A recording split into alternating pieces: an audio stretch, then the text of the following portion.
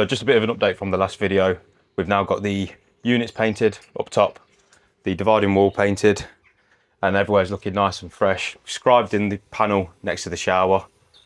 I'm not gonna lie, I'm buzzing with that scribe. I use the most basic method of scribing, but it's managed to sort it for me. Far from a professional, hence why there's not really gonna be a video of it. But I'll try and do a video on how I do things when I start getting in the shower unit.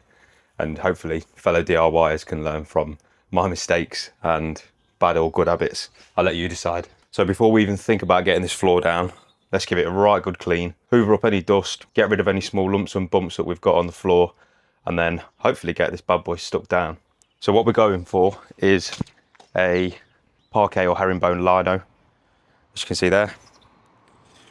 I've tried to reduce weight as much as possible, as I've said repeatedly now, but I think lino is going to be the cheapest option, and if it ever needs to come up, it's just a case of cutting it and lifting it. So I think it makes the most sense. I'm not naive to think that there's not ever going to be a leak in the van. So if the floor ever does need to come up, it's just peel up, replace, and then jobs are good 'un.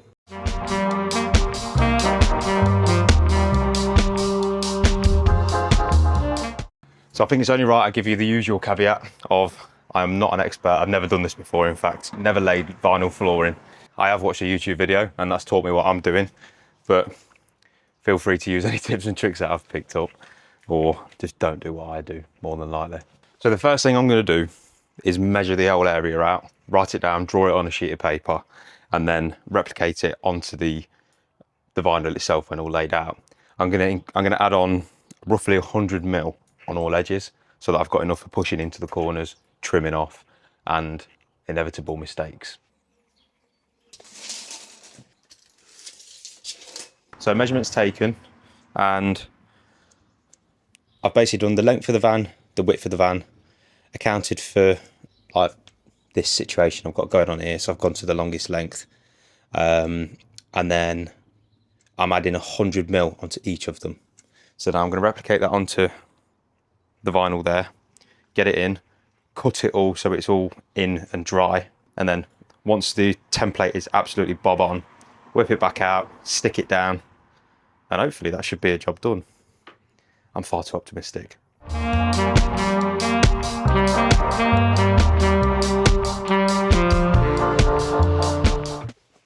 right then, let's get this bad boy laid out and then see what we have to do next. Yeah, I see a lot of people say to do this before you put the base units in, because you've got more room for manoeuvre. And I'm glad I have, because I wouldn't want to be battling around all of that. There's got to be a knack to this, isn't there? I have no idea what I'm doing. After a fair bit of difficulty, I managed to do it. Messed up a few times, and I'm very glad that I put on the extra 100 mil. We have trimmed up all the edges. I'm not going to lie, it is a bit rough, but all edges will be trimmed in one way or another with some kind of architrave or skirting board or something like that. So I'm not particularly bothered. I didn't record me trimming it because, in all honesty, it was just far too much swearing, and I don't think there's that many bleep buttons allowed on YouTube. But just for some closer inspection, the edges aren't looking too bad. And like I say, every single bit is going to be covered in some way or another, either by a unit or a skirting board. Beating myself up a little bit, but it's really not the end of the world. Could not have done it without watching a YouTube video, as corners are just as difficult as you'd imagine.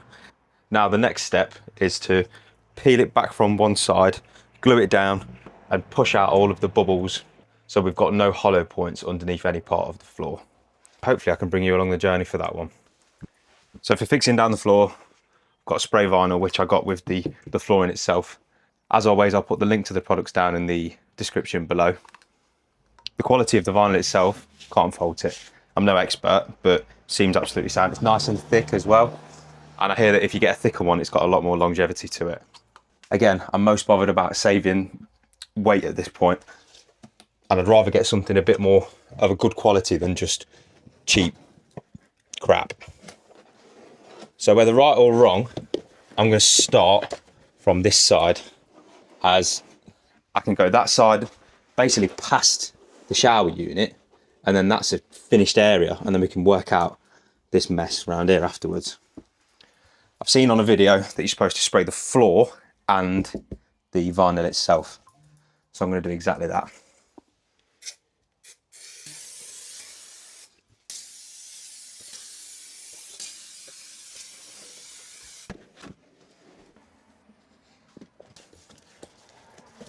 Apologies to any health and safety buffs out there.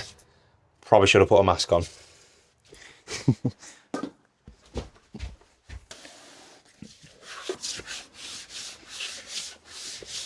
We're looking all right there. Doesn't seem to be any air bubbles whatsoever. That is a good start.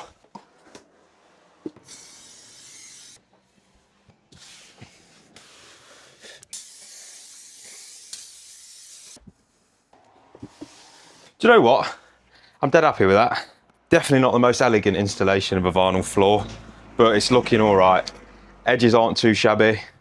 There's no air bubbles. Seems to be stuck down well enough.